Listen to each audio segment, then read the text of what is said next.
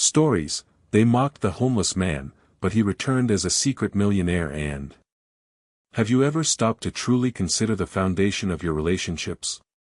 Not just the casual acquaintances or the professional networks, but those deeply intimate connections you cherish, the ones you believe are built on unwavering loyalty and affection. What if, in a single, earth-shattering moment, all the external markers of your identity, your wealth, your status, your power, even your reputation, were to vanish? Who, in that desolate void, would still see you? Who would extend a hand, not out of obligation or expectation, but from a place of pure, unadulterated human kindness? I found myself consumed by these questions, haunted by the creeping suspicion that the world I had so meticulously built was nothing more than an elaborate illusion, a shimmering mirage of convenience and transaction. I decided not to wait for fate to answer. I chose to orchestrate my own profound, deeply personal test of humanity, a journey into the very heart of what truly matters, and what, tragically, often doesn't. I became a beggar.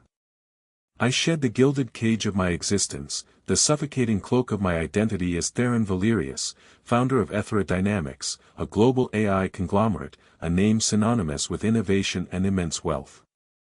I chose instead to become an anonymous, frail, and utterly destitute elderly man. My goal? To learn the truth. And let me tell you, the truth, when it finally revealed itself, was shocking. It was both heartbreakingly predictable and profoundly, unexpectedly beautiful.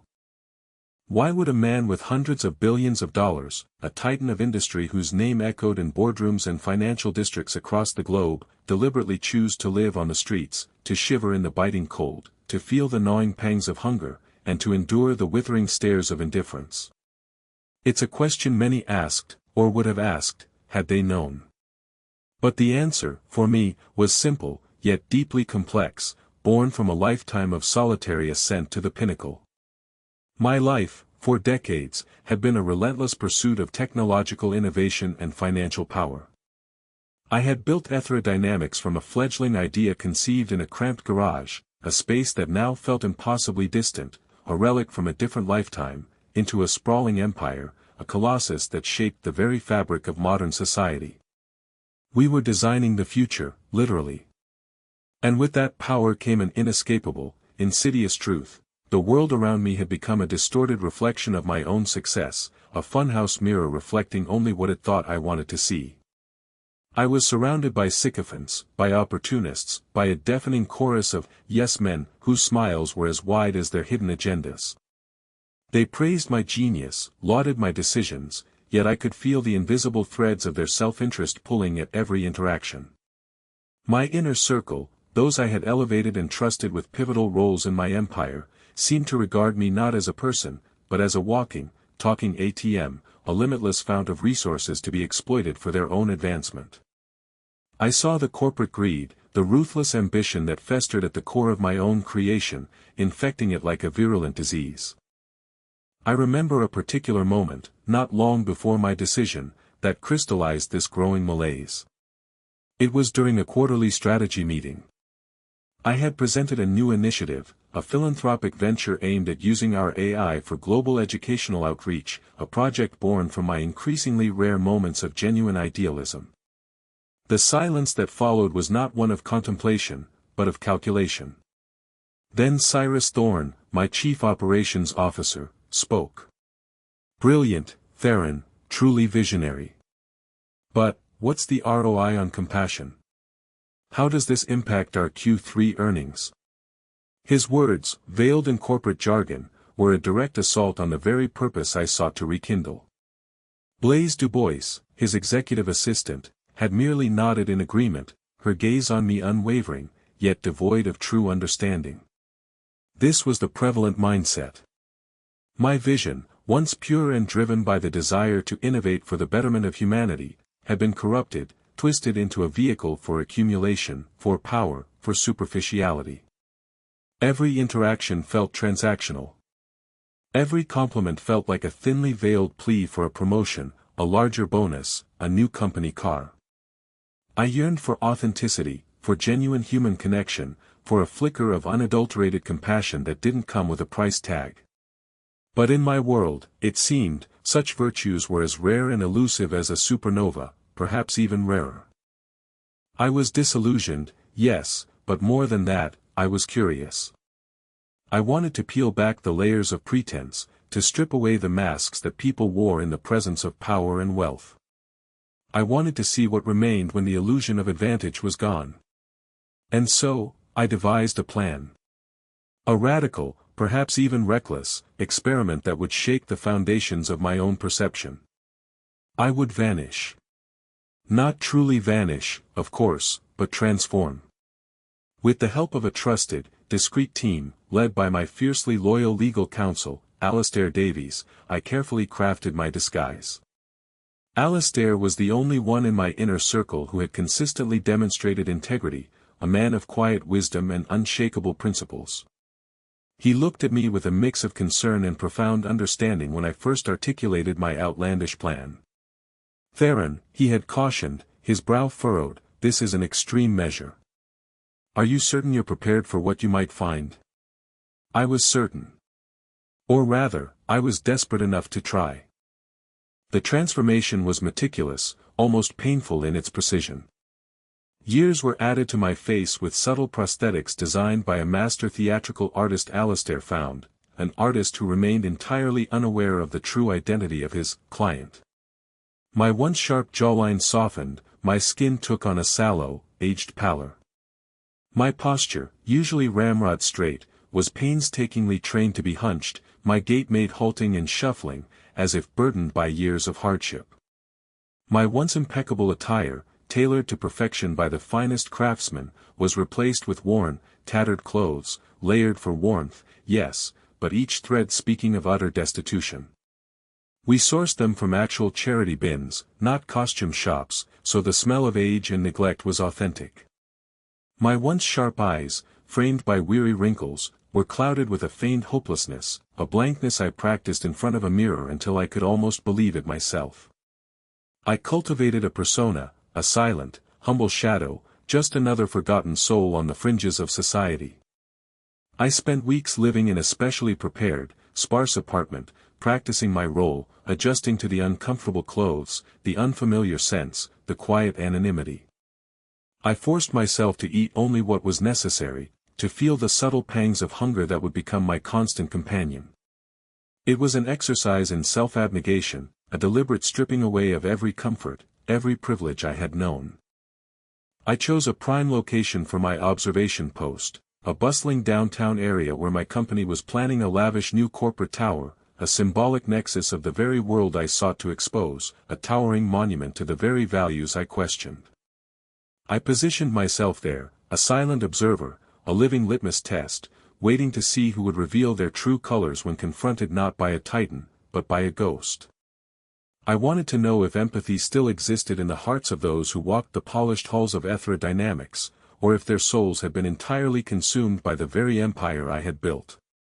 So, how did my esteemed colleagues, the very individuals who professed loyalty and admiration for Theron Valerius, founder and CEO, treat the forgotten old man, who sat hunched on a grimy street corner, a silent plea in his eyes? The answer, for the most part, was exactly as I had anticipated, and yet, it still managed to sting with a surprising, visceral pain.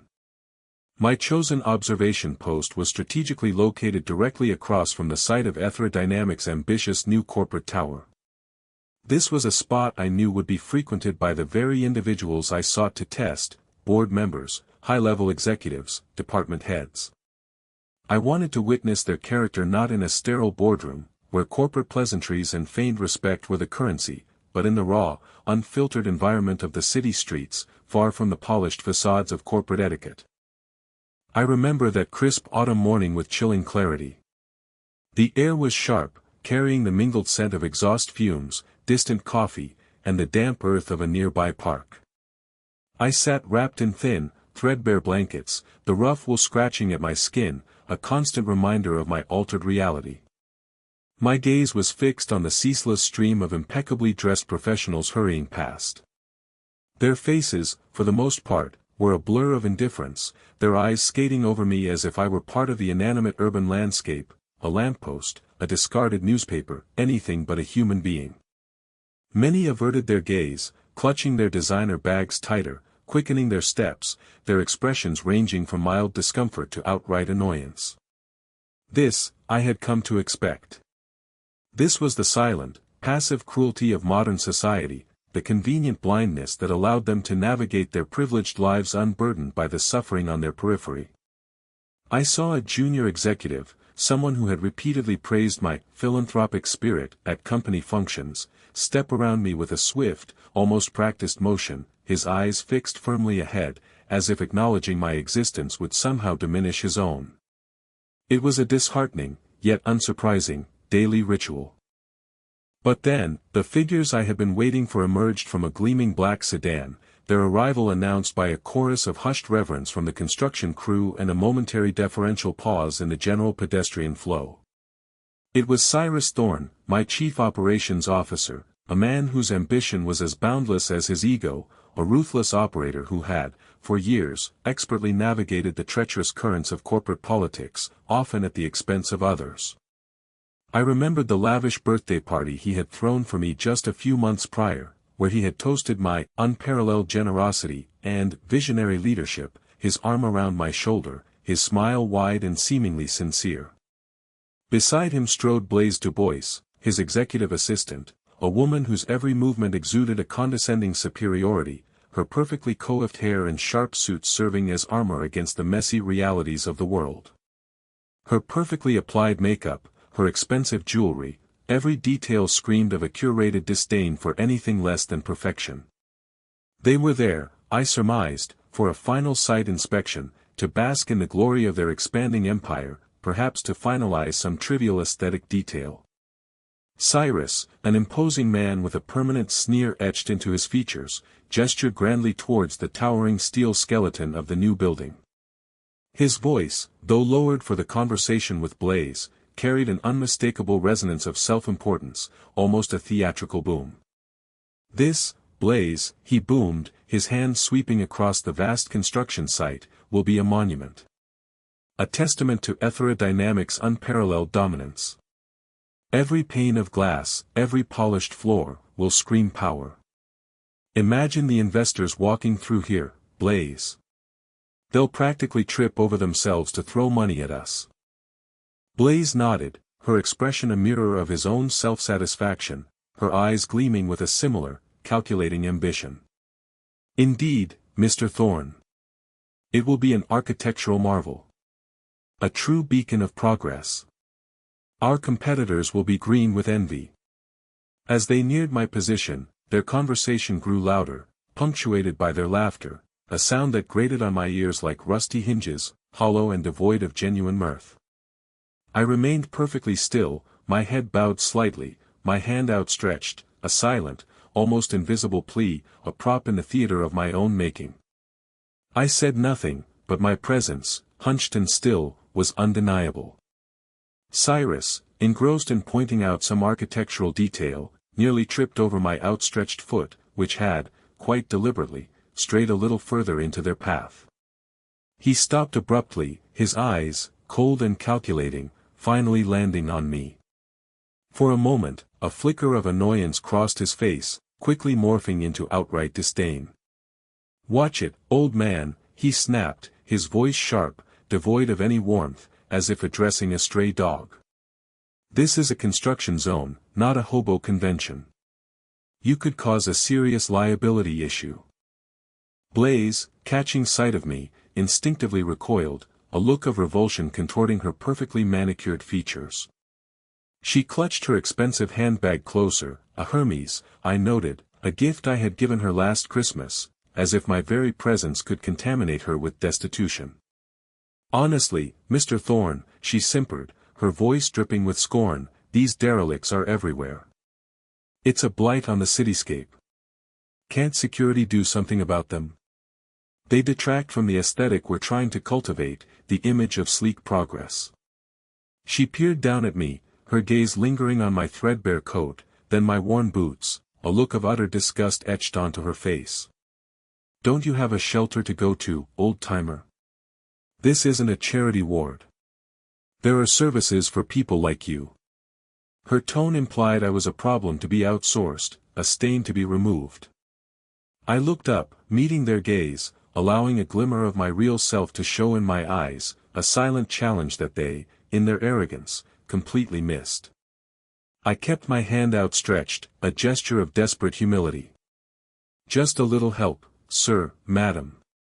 I rasped, my voice deliberately weak and hoarse, a stark contrast to the booming authority it usually commanded in boardrooms and on international conference calls. "A bite to eat, it's been days." Cyrus scoffed, his lips curling into a sneer of dismissive contempt.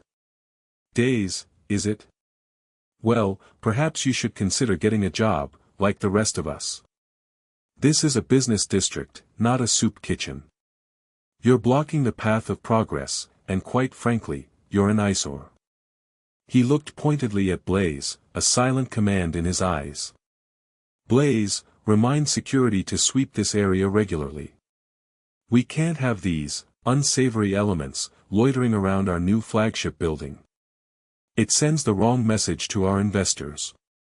We need to maintain an image of pristine order." Blaze nodded eagerly, her eyes gleaming with renewed purpose. "Consider it done, Mr. Thorne. I'll call them right away. Perhaps a permanent security presence is warranted here." She took out her phone, making a show of dialing, her eyes still fixed on me with thinly veiled contempt, a chilling smile playing on her lips. "You heard him, old man. Clear out. Or you'll be moved. And not gently." They turned their backs then, their conversation resuming as if I were nothing more than a discarded piece of rubbish, a minor inconvenience swiftly dealt with. I watched them walk away, their laughter echoing hollowly in my ears, their indifference a palpable force that felt heavier than any physical blow. It confirmed everything I suspected, everything I feared about the people I had placed in positions of immense power. Their hearts, it seemed, were as cold and hard as the steel and concrete they celebrated. Disappointment, a familiar companion, settled heavily in my chest, a cold, bitter knot. Just as the last echoes of Cyrus and Blaze's callous words faded into the urban hum, and as a wave of profound weariness threatened to engulf me, I felt a gentle, hesitant tap on my shoulder. I flinched, expecting another insult, another threat from a passing pedestrian, perhaps even a security guard arriving to sweep me away. But when I looked up, my eyes, still clouded with feigned hopelessness, met the gaze of a young woman, perhaps in her late 20s. She was dressed simply, not in the sharp, expensive suits of the executives, but in practical, comfortable clothes, a sensible coat, sturdy boots, and a knitted hat. Her hands were smudged with charcoal, and a well-worn sketch pad was tucked under her arm, secured with a frayed elastic band. This was Alara Vance, a junior architect, someone I vaguely remembered from company events, usually quiet, always observing, always sketching in a corner, a solitary figure amidst the corporate chatter. She was one of the overlooked, the industrious cogs in the vast machine of aerodynamics, a quiet talent often overshadowed by the louder, more assertive personalities like Cyrus and Blaze. I recalled a brief interaction at a holiday party where she had awkwardly presented me with a small, hand-drawn sketch of an innovative building concept, a concept that, at the time, I had merely glanced at, offered a polite compliment, and then forgotten. Her eyes, unlike Cyrus and Blaze's, held no judgment, no revulsion. Only a deep, quiet empathy, a genuine concern that surprised me more than any cruelty. "Excuse me, sir," she said, her voice soft, hesitant, yet remarkably clear amidst the city's din. She knelt beside me, unmindful of the grimy sidewalk, her posture conveying respect, not pity. I couldn't help but overhear. And, well, I was just about to have my lunch. She held out a modest brown paper bag, its contents simple, likely a sandwich and an apple, the kind of lunch packed with care, not bought from an expensive deli. "It's not much," she continued, her voice gentle, "but please, take it. You must be hungry." My heart, which had felt like a stone only moments before, stirred with an unfamiliar warmth. I looked at her, truly looked, and saw no pretense, no expectation of reward, no hidden camera capturing her good deed for social media.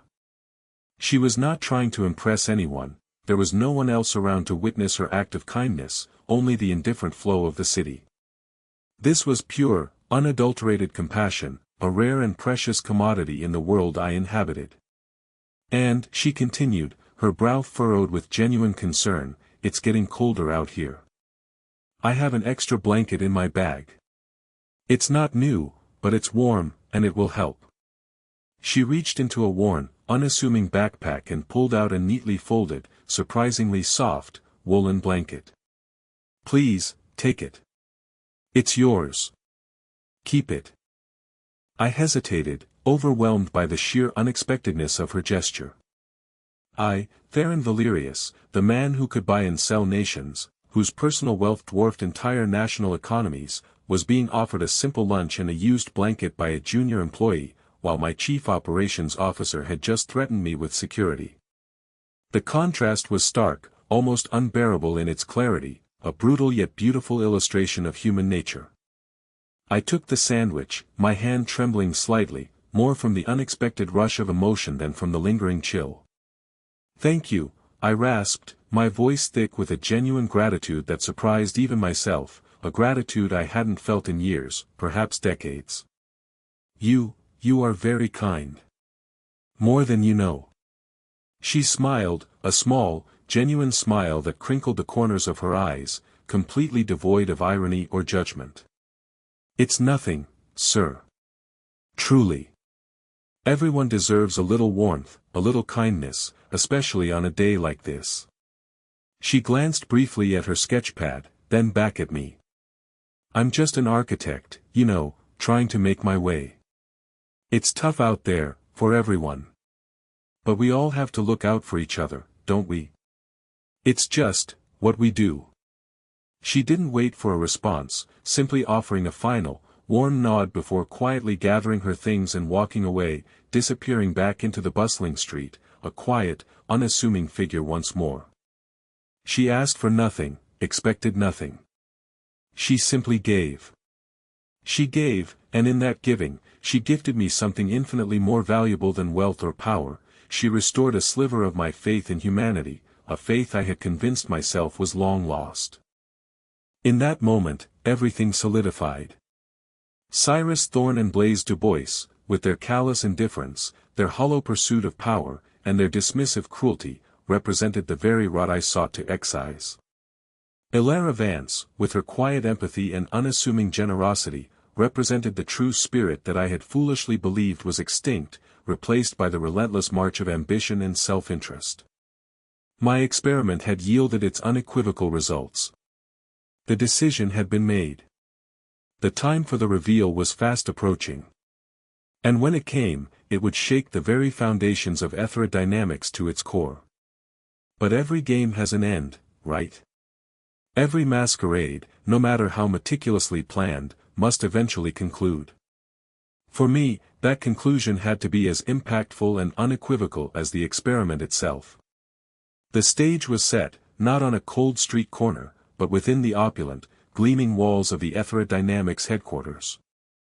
The annual shareholder meeting was due to commence, a lavish affair designed to celebrate the company's recent triumphs, to showcase our latest quarterly profits, and, not coincidentally, to formally announce the groundbreaking of the new corporate tower, the very building whose site I had observed, disguised as a forgotten soul. The irony was almost too potent to bear. I had spent the intervening days meticulously orchestrating my return. My disguise was shed, the prosthetics carefully removed, the weary posture straightened with a newfound inner strength. Theron Valerius, the man who had vanished from public life for weeks, was ready to re-emerge, not as a frail old man burdened by the cold, but as the formidable titan he truly was, his resolve sharpened by his time on the margins. My suit, a bespoke masterpiece from a Savile Row tailor, felt like a second skin, a subtle yet powerful declaration of my enduring power. My hair, immaculately styled by my personal groomer, betrayed no hint of the matted strands I had worn as a beggar. My eyes, once feigned to be clouded with hopelessness, now gleamed with a sharp, calculated resolve, a clear vision of the future I intended to forge. The transformation was not just physical, it was a psychological shift, a re-embracing of the power I had temporarily relinquished, now wielded with a renewed sense of purpose. The grand auditorium, usually a bastion of controlled professionalism and hushed reverence, buzzed with an unusual undercurrent of tension. Whispers circulated about my prolonged absence, the sudden void at the top, the curious lack of official explanation. Cyrus Thorne, ever the opportunist, had seized the opportunity, projecting an air of temporary command, positioning himself as the interim leader, the steady hand guiding the ship through perceived uncertainty. He stood on the stage, bathed in the glow of the spotlights, a picture of self-satisfied authority, delivering a polished, self-congratulatory speech about the company's resilient leadership and unwavering vision. Blaise Dubois, his ever-present shadow, stood by his side, her expression smug, basking in his reflected glory, her perfectly tailored suit a stark contrast to the tattered clothes I had worn just days before. I could almost hear her inner monologue, *, this is where I belong. This is my moment, *. I had arranged my arrival for the precise moment Cyrus was reaching the crescendo of his address, just as he was about to formally announce the new tower project, the capstone of his perceived achievements. A black, armored limousine, understated yet unmistakably luxurious, glided silently to the front entrance, a vehicle typically reserved for heads of state or reclusive billionaires like my former self. My most trusted confidant and legal counsel, Mr. Alastair Davies, the only one who truly understood the depth of my journey, emerged first, his grim expression and the heavy briefcase clutched in his hand hinting at the gravity of the unfolding events. He gave me a brief, almost imperceptible nod, a sign that everything was in place. Then, I stepped out. A hush fell over the assembled crowd, as if a collective breath had been held. Murmurs rippled through the room, quickly escalating into gasps of disbelief. My entrance was not announced, merely observed, an unbidden, disruptive force. The sheer unlikelihood of my sudden appearance, coupled with the air of quiet, undeniable authority I exuded, was enough to stop the self-assured Cyrus mid-sentence. His eyes, wide with shock, fixed on me, his carefully constructed composure visibly cracking. Blaise, standing beside him, her face paling to an alarming shade of white, visibly stumbled back a step, her perfectly coiffed hair suddenly looking disheveled, her carefully cultivated aura of superiority dissolving. I walked down the central aisle, my stride firm and deliberate, every step a deliberate reassertion of my rightful place, a reclaiming of my identity. The cameras flashed, a flurry of white light, the whispers grew louder, a cacophony of questions and dawning realizations, but my gaze remained unwavering, fixed on the figures on the stage. I saw the stunned faces of the board members, their expressions ranging from shock to wary curiosity. I saw the curious glances of the shareholders, sensing a drama far more engaging than quarterly reports. And I saw the dawning horror on the faces of Cyrus and Blaise.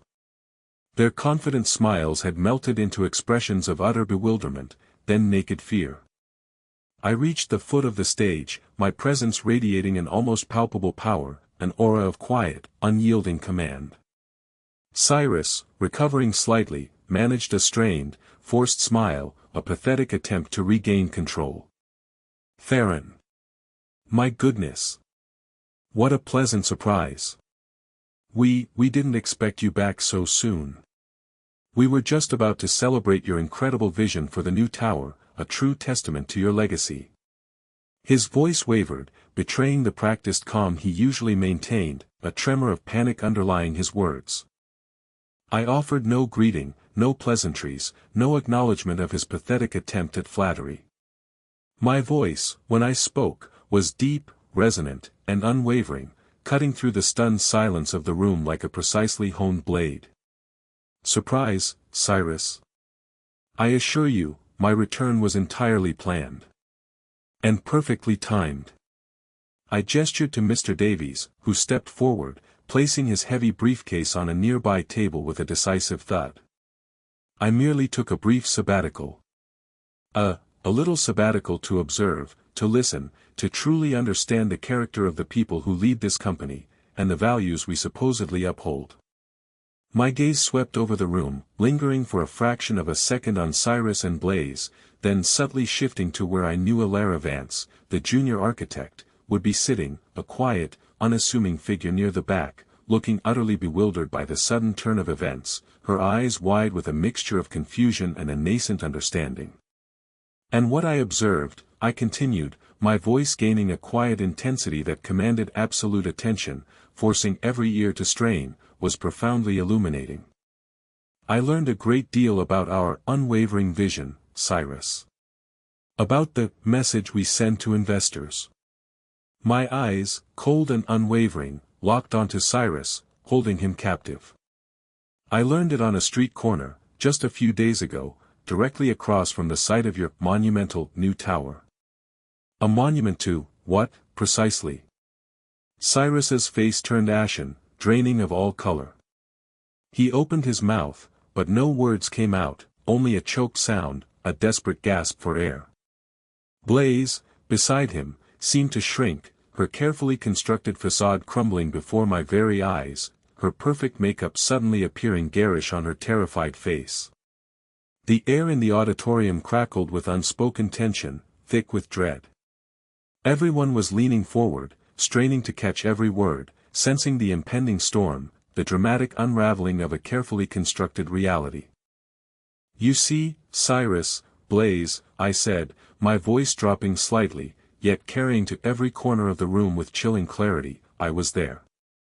Not as Theron Valerius, your benefactor, your CEO, your boss. But as a hungry, frail old man. A man whom you publicly humiliated, dismissed with cruel indifference, and threatened with security. I paused, allowing the weight of my words to sink in, to resonate with the audience. You called me a hobo, a derelict. You suggested I get a job, while I asked for a simple bite to eat, my hand outstretched in genuine desperation. You, Cyrus, spoke of sending the wrong message to investors by tolerating unsavory elements near your flagship building, as if I were a pest. My gaze moved to Blaze, holding her equally accountable. And you, Blaze, suggested I go to a charity ward, while clutching your expensive handbag as if my very presence was an affront, a contamination. The silence in the room was deafening, a vacuum where corporate pleasantries usually resided. Every eye was on Cyrus and Blaze, who stood frozen, their faces contorted in a horrifying mix of disbelief, shame, and dawning terror. The collective gasp from the audience was almost audible, a wave of shock rippling through the rows. The full implication of my words hit them like a physical blow. The hobo they had scorned was Theron Valerius. Their world had just been shattered, their carefully built careers about to come crashing down. But in that same hour, I continued, my voice softening slightly as I turned my gaze towards the back of the room, towards Alara Vance, though I didn't yet name her, a different kind of humanity presented itself.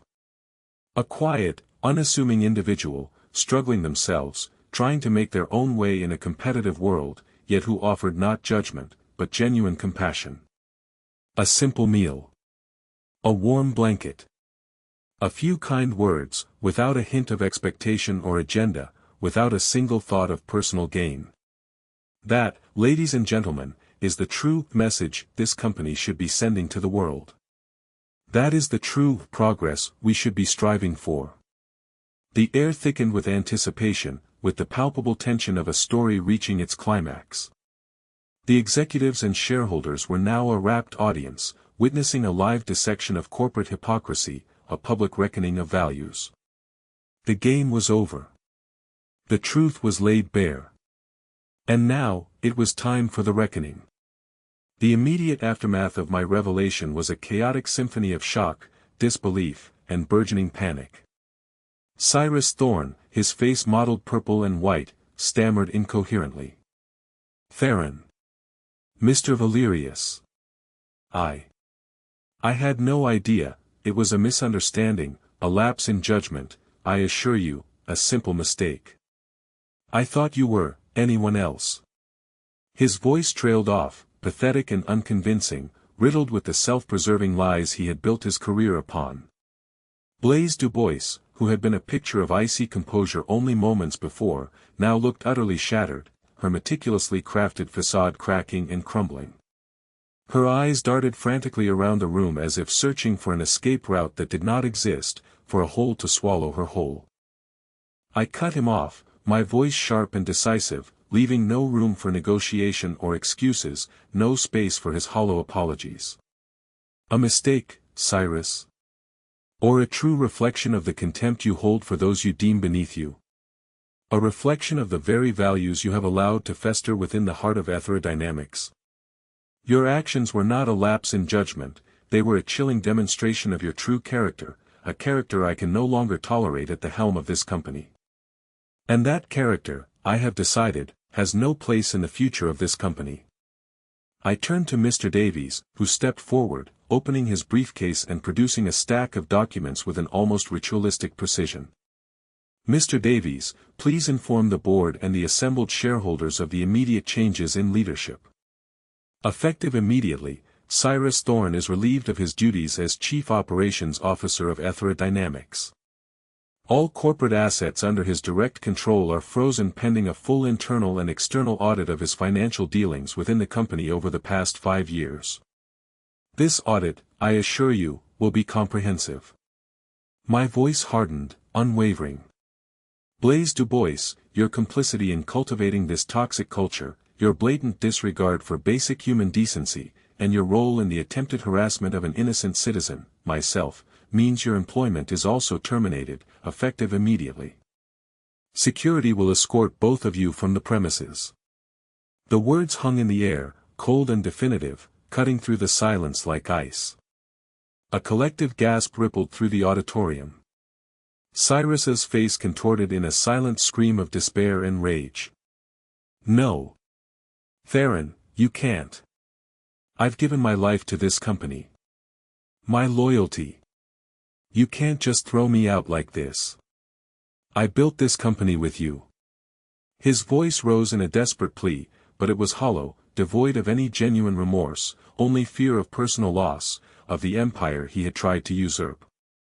You gave your life to accumulate power, Cyrus, I retorted, my voice unwavering, to enrich yourself and to dominate, not to nurture the values upon which this company was founded.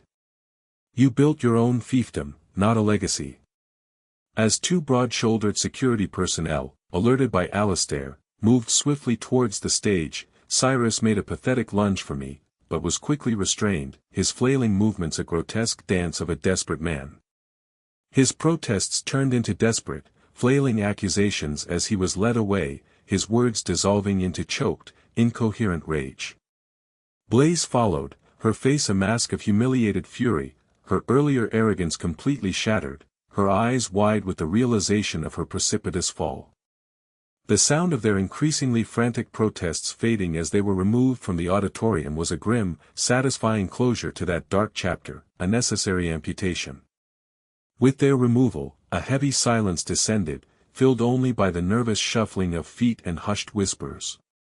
The punishment, swift and public, had been delivered. Now, it was time for the reward. I turned my attention to the back of the room, my gaze sweeping over the sea of faces until it settled on a young woman who looked as though she wished the floor would swallow her whole. Ilara Vance. Her face was a mixture of utter shock and growing confusion, her eyes darting between me and the now empty stage where Cyrus and Blaise had stood. She had seen the furious expulsion of two powerful executives, and now my gaze was fixed directly on her. She probably thought she was next, that she, too, had somehow offended the all-powerful Theron Valerius. And now, I announced, my voice resonating with a newfound warmth that surprised even myself, a warmth that felt deeply liberating, I would like to address someone whose actions, in stark contrast to what we have just witnessed, represent the very best of human nature. Ilara Vance, please, would you come forward? Ilara gasped, a small, choked sound, her hand flying to her mouth. She glanced around, as if to confirm I was indeed speaking to her, her colleagues gently nudging her, urging her on with expressions of bewildered curiosity. Slowly, hesitantly, she made her way through the throng, her eyes wide with apprehension, her step uncertain. She reached the stage, her posture still slightly deferential, her hands clasped nervously in front of her, a picture of humility amidst the opulence and the lingering tension. "Elara," I began, my voice gentle, deliberately soothing, "you may not know me personally, though I have always admired your quiet dedication to your craft within our architectural division. I've seen your early designs, your quiet commitment. But a few days ago, you showed me a kindness that truly resonated with me, a kindness that reaffirmed my belief in the inherent good of humanity, a belief I had almost lost entirely. You saw a stranger in need, a frail old man, and without hesitation, without a thought for yourself, you offered him your lunch and a warm blanket. You spoke to him with respect and compassion, seeing not a derelict, as others had, but a fellow human being. You offered hope where others offered scorn, a simple act of profound grace." Elara's eyes welled up, her initial confusion giving way to a dawning comprehension, then tears that streamed silently down her face. She mumbled, her voice barely audible, it was the right thing to do, sir. Anyone would have done it." I smiled, a genuine, heartfelt smile that rarely touched my lips in the corporate world, a smile that felt unburdened for the first time in years. "Indeed, Elara. It was. But not everyone did it. And such integrity, such empathy, is infinitely more valuable than any corporate strategy or quarterly profit. It is, in fact, the only true foundation upon which a truly great enterprise can be built, a company with a soul." I then turned to the astonished audience, my voice ringing with a new vision, a fresh purpose for Etherodynamics. Etherodynamics has, for too long, pursued growth and profit at the expense of its soul, at the expense of its humanity.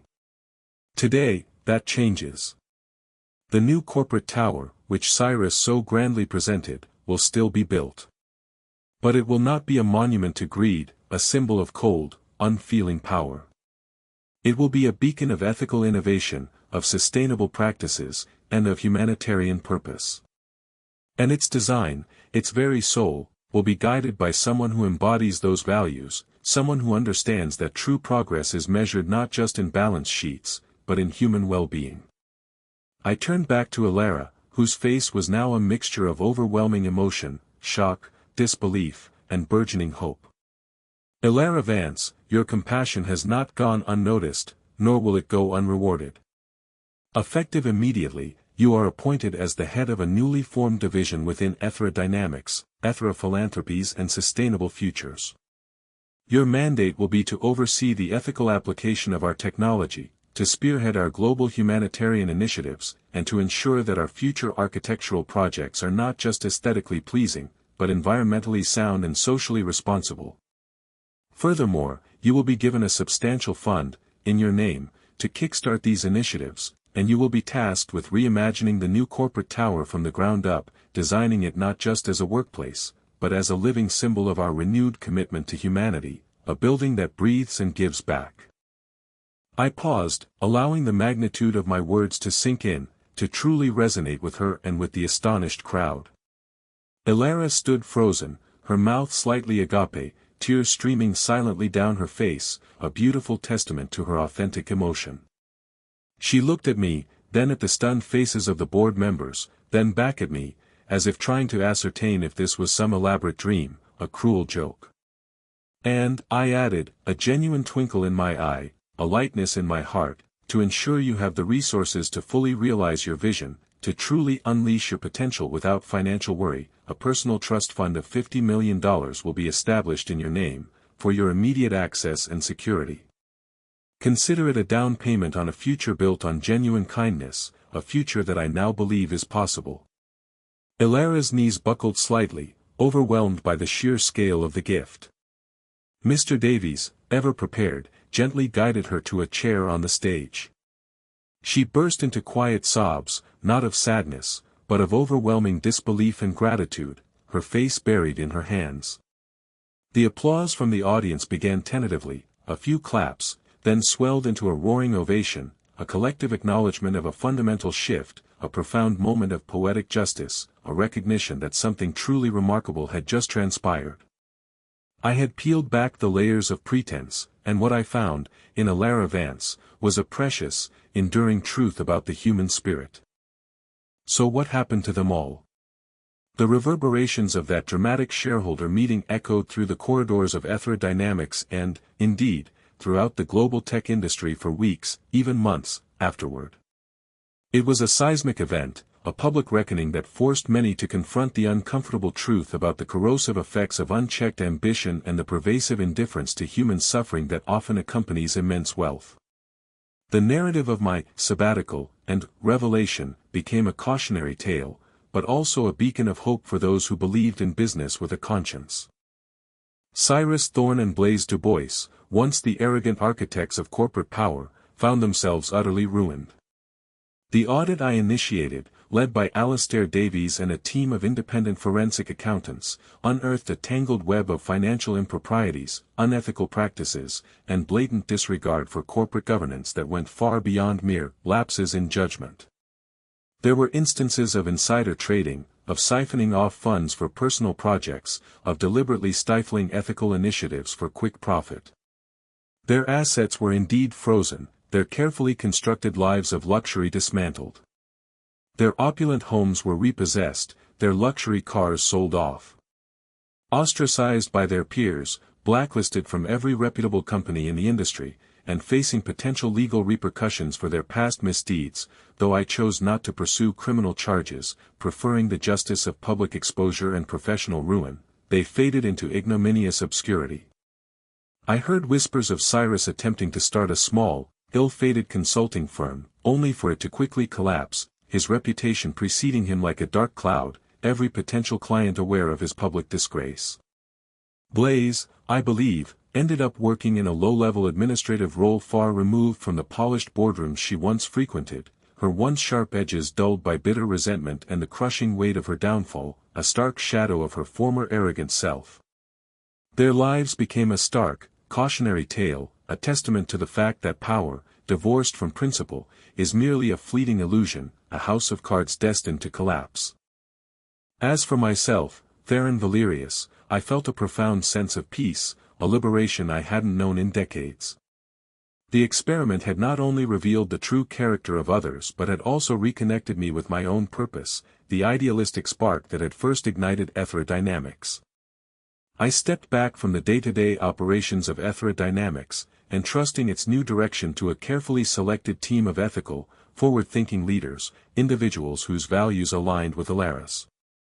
My immense fortune, once a burden of responsibility, a source of isolation, became a tool for profound transformation, a means to genuinely reshape the world for the better. I dedicated the remainder of my active life to overseeing the Ethra Philanthropies and Sustainable Futures division, ensuring that the company's vast resources were reallocated towards genuinely impactful projects, developing ethical AI for medical research that prioritized patient well-being over profit margins, funding sustainable energy solutions in developing nations, establishing educational programs in underserved communities globally that leveraged our technological expertise for genuine upliftment. The new corporate tower, under Alara Vance's visionary leadership, was redesigned to be a marvel of sustainable architecture, a living, breathing testament to our new ethos, complete with sprawling green spaces, communal areas that fostered collaboration, and a visible commitment to environmental stewardship. It was no longer a monument to ego, but a symbol of responsible progress, a testament to what a company could be. And Alara Vance? Her journey was nothing short of astonishing. She embraced her new role with a quiet determination and an unwavering commitment to her values, her humility a steady anchor amidst the sudden whirlwind of success. She proved to be not only a brilliant architect but also an inspiring leader, her innate empathy guiding her decisions, her vision shaping a more humane future for Ethra Dynamics.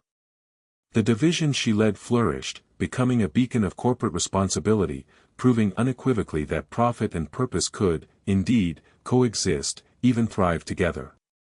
She never flaunted her wealth, never let her sudden rise to prominence corrupt her gentle spirit.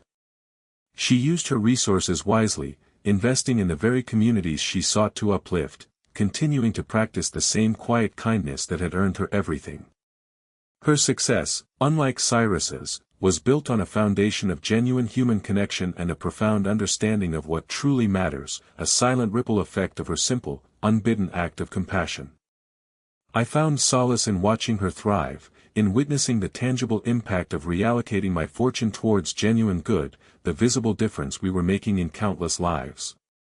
It was a stark reminder that true wealth lies not in what one accumulates, but in what one contributes, in the positive ripples one creates in the lives of others.